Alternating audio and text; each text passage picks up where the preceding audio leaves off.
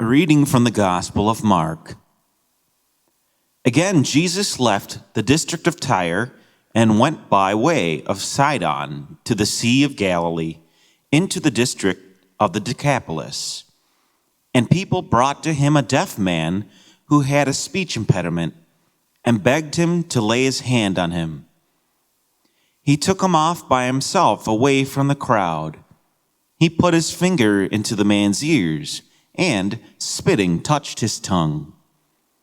He then looked up to heaven and groaned and said to him, Ephphatha, that is, be opened.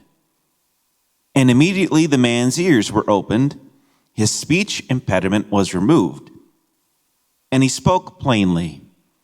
He ordered them not to tell anyone, but the more he ordered them not to, the more they proclaimed it. They were exceedingly astonished, and they said, He has done all things well. He makes the deaf hear, and the mute speak. There's a trend that becomes more apparent as we read the Gospels, especially in today's Gospel. Specifically, the more we read them, the more we see that the have-nots know who Jesus is, meaning that the haves, as I call them, are the complete opposite. As a result, this creates a huge irony with respect to the Gospels. Specifically in today's Gospel, Mark implies that the deaf are the ones who can hear and understand Jesus, whereas the Sadducees, for instance, as the leaders of the temple and the ones who are supposed to be the most qualified to hear God and spread it to the masses, are the ones who can't hear and as such cannot understand Jesus. In other words, those who are deaf, at least prior to Jesus miraculously healing them, can hear Jesus. The Sadducees, moreover, are spiritually deaf to Jesus and therefore the will of God. For me, this points out, as the saying goes, how absolute power corrupts absolutely.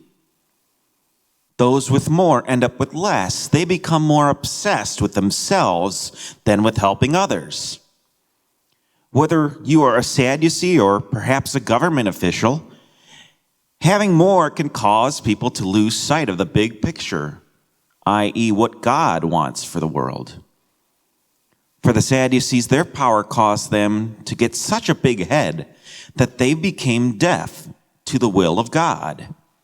And as a result, they ended up becoming agents not of God, but actually of the world, namely the Roman Empire. Furthermore, the defining moment for their straying from God was when they became de facto employees of the Romans.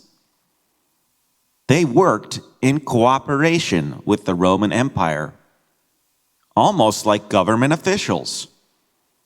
So for Jesus, the question he implied was, were the Sadducees even agents of God anymore?